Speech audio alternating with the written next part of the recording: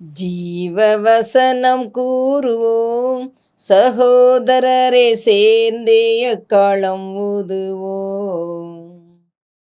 கர்த்தருடைய நாமம் மகிமைப்படுவதாக. கிறிஸ்துவுக்குள் அன்பானவர்களை, இந்த நாளிலும் ஜீவ வார்த்தை ஒன்றை நாம் கேட்போம்.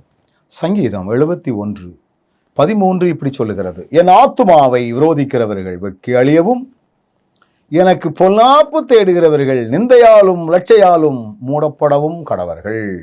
இதில் வருது பாருங்க, என் ஆத்துமாவை விரோதிக்கிறவர்கள் வெட்கி அழியவும். தாவீது இந்த சங்கீதத்தை மிகுந்த வேதனையோடு அவர் எழுதுகிறார்.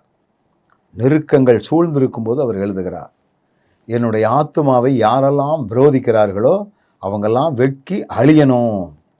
யாரெல்லாம் எனக்கு பொல்லாப்பு தேடுகிறார்களோ அவங்களுக்கு நிந்தையும் லட்சையினாலும் அவர்கள் மூடப்பட கடவர்கள் அப்படின்னு அவர் சொல்கிறார். சொல்லப்போனால் ஒரு சாபம் விட்டுவதைப் போலவே அவருடைய வார்த்தை அங்கே இருக்கிறது.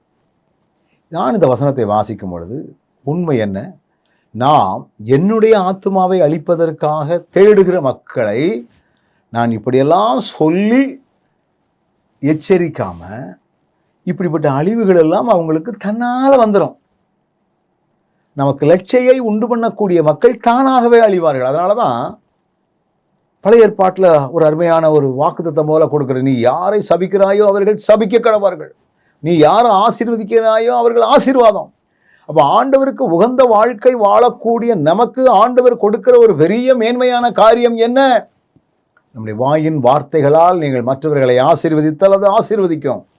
இப்படிப்பட்ட ஒரு இழிவான காரியங்கள் அவர்களுக்கு நேரிடும் என்று சொல்லி நீங்கள் ஆணையிட்டால் அது நேரிடும். இதெல்லாம் அன்றைக்கி இந்த காலங்களில் தாவீதினுடைய வாழ்க்கையில் வந்த காரியங்கள்.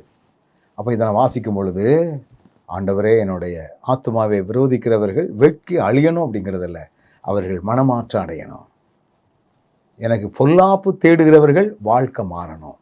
ஐயோ, நம்ம இப்படி விரோதமாய் வந்து விட்டோமே, இப்படி கீழ்த்தரமாக கீழோடி பேசிவிட்டோமே, இப்படி அசிங்கமாக நடந்துக்கிட்டேனே, இப்படி இழிவாய் பேசிவிட்டேனே, என்னுடைய சுய லாபத்துக்காக அப்படியெல்லாம் உணர்வடைந்து வாழணும் அப்படிங்கிறது என்னுடைய ஜெபமாக இருக்கிறது.